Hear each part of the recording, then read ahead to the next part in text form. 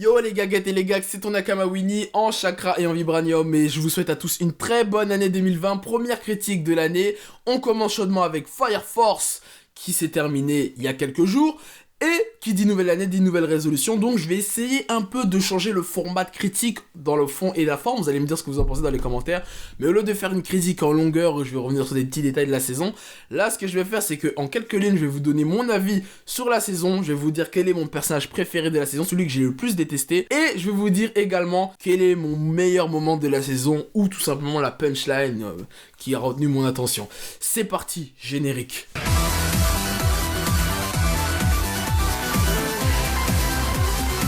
Alors, qu'est-ce que j'ai pensé de Fire Force? Bon, eh bien, j'ai trouvé honnêtement la saison pas mal.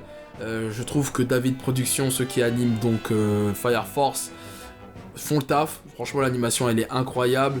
Le sound effect est vraiment cool. L'effet des flammes est vraiment super. C'est très beau à voir. Les combats, il y a des bonnes chorégraphies de combat. Mais j'ai pas trouvé l'animé incroyable non plus. Tu vois ce que je veux dire? J'ai trouvé ça bien, pas nul. C'est... Parce que le problème de cet animé pour moi c'est le scénario qui est banal en vrai, il est pas exceptionnel. Et alors beaucoup de gens comparent, je vois à Kimetsu no Yaiba, moi personnellement je préfère Kimetsu no Yaiba largement. Je sais pas, il manque des choses à Fire Force pour s'asseoir sur la table de Kimetsu no Yaiba.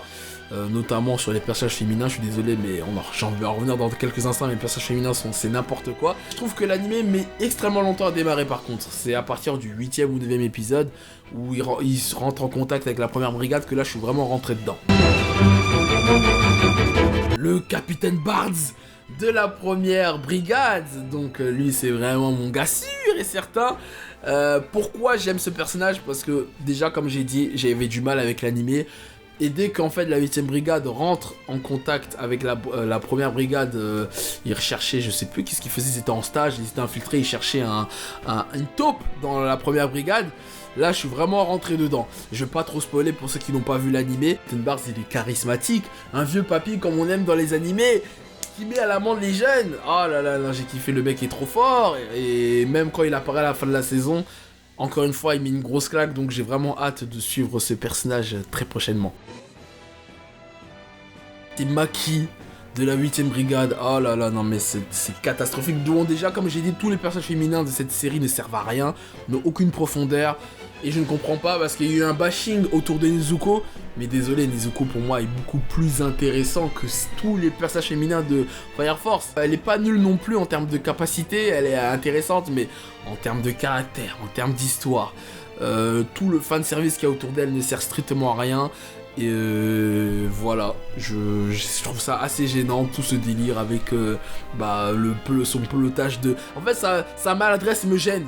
Tu vois, le fait qu'elle tombe toujours sur des positions assez douteuses. Ah non, c'est bon, elle m'a gavé une fois, deux fois, c'est drôle. Après, tout au long de la saison, ça m'a énervé. Il y a des moments que j'ai assez apprécié dans Fire Force, mais celui que j'ai vraiment aimé, je pense que c'est le combat entre Benimaru, il s'appelle comme ça, hein, le capitaine de la 7ème brigade, si je ne dis pas de bêtises, et la torche humaine, Asakusa. Oh là là là là, c'était lourd de fou. Après, il y a le premier combat justement entre Burns, Shinra et Arthur, mais je veux quand même mettre celui-là en premier, je pense. Et justement, le 19e épisode, je me souviens très bien, c'est le combat, le team-up entre Maki, Iris et le mec un des soldats du grand purificateur là. Oh là là, c'était une gênance absolue.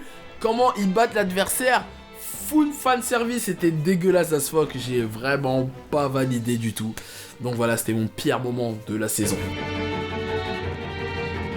Et enfin, la punchline de cette saison pour moi, elle est de Akitaru Obi, le capitaine de la 8ème brigade, qui dit une punchline qui m'a vraiment surkiffé.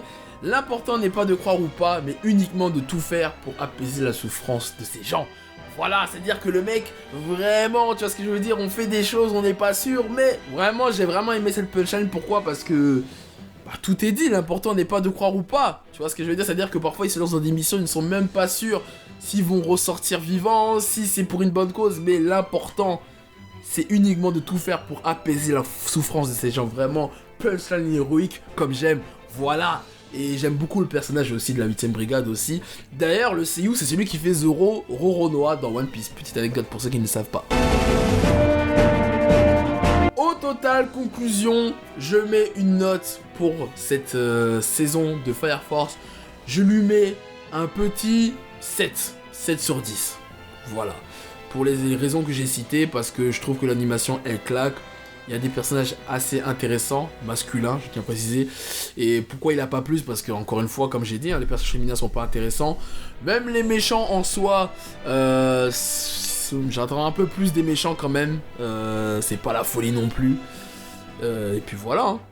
Et puis voilà, donc n'hésitez pas à dire dans les commentaires ce que vous en avez pensé de cette saison. Dites-moi également ce que vous en pensez de ce petit format de critique, si vous aimez plus ça ou si vous aimez des critiques allongées.